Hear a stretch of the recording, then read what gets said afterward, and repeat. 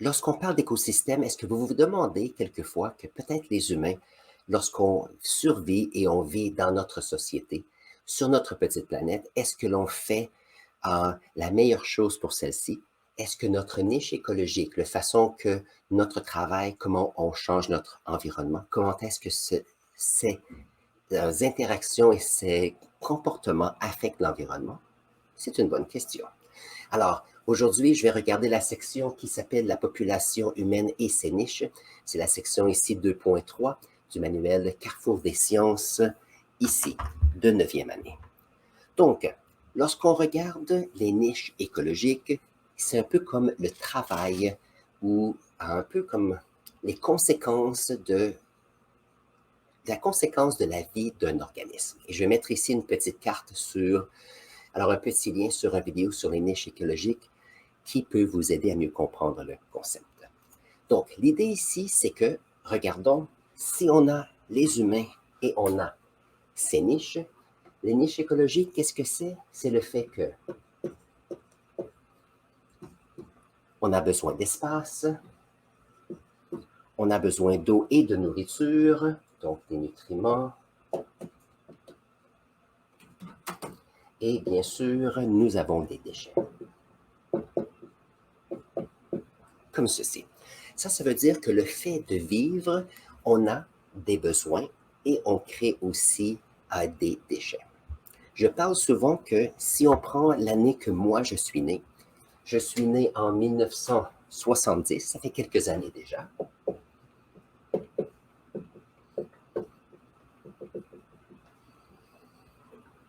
Il y avait 4 milliards d'humains sur la planète, plus ou moins quelques centaines de millions. En 2023, il y a à peu près 8 milliards de personnes. Ok, ça c'est intéressant parce que depuis que je suis né, et moi je ne me trouve pas très vieux, peut-être que vous pensez autrement, mais c'est que la population sur notre planète a doublé complètement. Donc, dans ma tête, je me dis qu'on a besoin de 2 fois plus de place, on a besoin de 2 fois plus d'eau potable, on a besoin de 2 fois plus de nourriture et on crée 2 fois plus de déchets. Mais ce qui est intéressant, c'est que si on a besoin de plus d'espace pour ces individus, ça veut dire qu'on enlève de l'espace pour les fermes, pour faire croître la nourriture. En même temps, on a besoin de plus en plus d'eau, mais puisqu'on a des déchets, ceci affecte aussi la qualité de l'eau et la qualité des terres pour survivre et faire pousser la nourriture. Donc ici, il y a un équilibre que l'on doit chercher. Et cet équilibre, c'est cette idée qu'on doit utiliser notre petite planète de façon durable. Donc ici, utilisation durable. Très bien. Alors, je prends en tête que, par exemple, si nous avons 8 milliards de personnes ici, ça veut dire qu'on a 8 milliards de personnes qui ont besoin d'eau et de nourriture. Donc, ça veut dire que si on prend l'exemple ici, je regarde à l'extérieur, il y a de la neige à l'extérieur. Ça veut dire qu'il fait froid. Il va faire sous 0 degré Celsius pendant quelques semaines ici cette année. Ça veut dire qu'on ne peut pas faire pousser des plantes à l'extérieur. Ça veut dire que si nous voulons manger, nous devons faire importer la nourriture. Il y a de la nourriture qui est à des plantes qui sont où la croissance se fait en serre. On doit faire venir les mangues. Il y avait des mangues ici à l'épicerie cette semaine.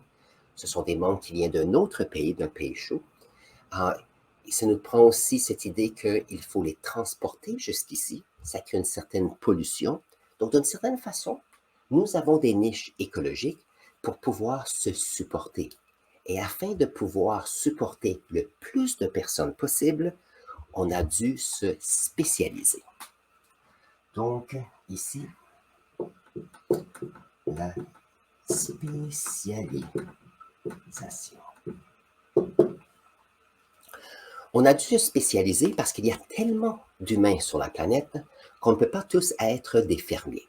Parce qu'on a besoin de véhicules, donc on a besoin de personnes qui vont construire des véhicules.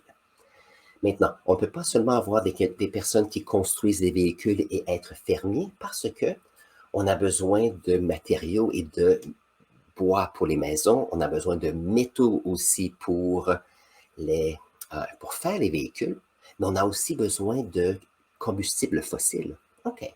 Donc, on a besoin d'avoir des personnes qui se spécialisent pour l'extraction des ressources naturelles. Donc ça, c'est très bien. On a des ressources naturelles, on a des machines et on a de la nourriture. Maintenant, ça prend des personnes pour apprêter cette nourriture. Ça prend des personnes pour s'occuper des personnes qui peuvent devenir malades. Ça prend des personnes qui doivent éduquer d'autres personnes pour s'assurer qu'on puisse avoir des bons fermiers et fermières, des bons ingénieurs, des bons cuisiniers, des bons électriciens. Donc, on peut voir que la seule façon que nous avons pu avoir autant d'organismes ou d'humains sur la planète, c'est qu'on a utilisé notre cerveau pour, bien sûr, euh, adapter nos niches écologiques. Parce que si on prend, par exemple, je ne sais pas, prenons un chat ou un chien, dans la vie de tous les jours, ils vont dormir, ils vont manger, chasser possiblement, boire de l'eau et créer des déchets. En gros, c'est ça. Quelques-uns vont être gardiens, donc des chiens de garde, par exemple, ils vont faire quelques petites choses, mais pas comme les humains on est. Parce qu'on a su manipuler notre environnement pour créer de plus en plus d'espace pour les humains. On a adapté notre environnement pour purifier l'eau si elle n'était pas disponible. Il y a certains endroits maintenant que l'eau potable est plus difficile à avoir, donc on va prendre l'eau des océans et on va désaliniser. Donc on va enlever le sel et les minéraux de l'eau pour que les humains puissent le boire. Pour les nutriments, qu'est-ce qu'on a fait? On a dû utiliser des fertilisants pour maximiser la croissance des aliments. Ce n'est pas nécessairement évident et bon pour l'environnement, mais ça nous permet de pouvoir supporter tout le monde. Et bien sûr, les déchets. Si quelqu'un se demande, est-ce qu'il y a un type d'emploi qui existera toujours dans notre société civilisée et plein de technologies? C'est le fait de pouvoir gérer les déchets, que ce soit les déchets qui sont de nos corps, donc liquides et solides, mais aussi tous les déchets de la consommation, le recyclage des matériaux, recyclage des métaux. Ce sont tous, bien sûr, des emplois possibles pour le futur et donc des niches écologiques de ces humains. Voilà, voilà. Voyons voir si j'ai quelque chose intéressantes ici. Voyons voir. C'est bon. Donc, une chose qui est intéressante, qu'on mentionne dans le livre, c'est le temps de doublement. Temps de doublement. Donc, moi, j'ai mentionné que durant ma vie, il y a eu la population de la planète a doublé. C'est intéressant. Ça veut dire que est-ce qu'on peut utiliser des statistiques pour essayer de comprendre ce qui se passe? Alors, si on est pour regarder la population mondiale était à peu près, probablement 200, alors elle était moins de 1 milliard de personnes jusqu'à peu près les années 1800. Donc, vous savez que j'aime bien les graphiques. Donc, d'après les données que j'ai dans le livre ici, alors,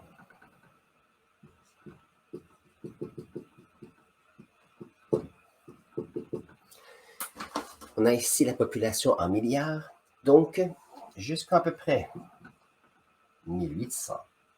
D'après les données que moi j'ai du livre ici, la population était de moins de 1 milliard de personnes sur toute la planète. Donc ici, il y a un petit creux ici. Ce petit creux vient du fait que si on pense à l'Europe et sur la planète, il y a eu voyons voir, là, on a eu le Moyen Âge où dans les années 1400, il y a eu beaucoup de maladies et il y a eu beaucoup de décès et la population mondiale a baissé. Mais après ceci, chose intéressante, il y a eu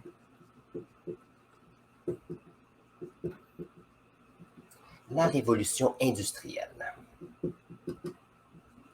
La révolution industrielle a été intéressante parce que c'est le temps où nous avons pris des combustibles fossiles, comme le charbon, pas seulement pour faire chauffer des maisons lorsqu'il fait froid, mais on l'a utilisé pour faire chauffer l'eau, de façon à ce qu'on a utilisé l'énergie de la vapeur pour faire des machines. Donc, ce qui est arrivé, c'est qu'on a eu une augmentation de la population parce que, premièrement, on pouvait faire plus de choses, on pouvait automatiser la production, par exemple, de nourriture ou d'objets. Deuxièmement, puisqu'il y avait des machines qui faisaient le travail, ça prenait moins de... c'était moins difficile pour les humains, et donc il y avait moins de morts pour point de vue travail, et donc, et en plus, il y a eu, comment on appelle ça, les systèmes de santé. Donc, on a commencé à prendre beaucoup plus sur la santé des humains. Donc, les humains étaient de plus en plus en santé, la vie était de plus en plus facile, donc on a eu une augmentation de la population. On mentionne ici quelque chose. Alors ici, on mentionne une petite chose ici. Donc, ça montait assez rapidement dans les années 40, 50. Il y a eu la Deuxième Guerre mondiale. Mais surtout, ce qui est intéressant, c'est qu'il y a eu la révolution technologique des années 50, 60 et 70, où on avait de plus en plus de technologie après la Deuxième Guerre mondiale. Et qu'est-ce qui est arrivé? Nous avons eu une augmentation des humains jusqu'à maintenant, à peu près 8 milliards de personnes. Donc ça, c'est intéressant.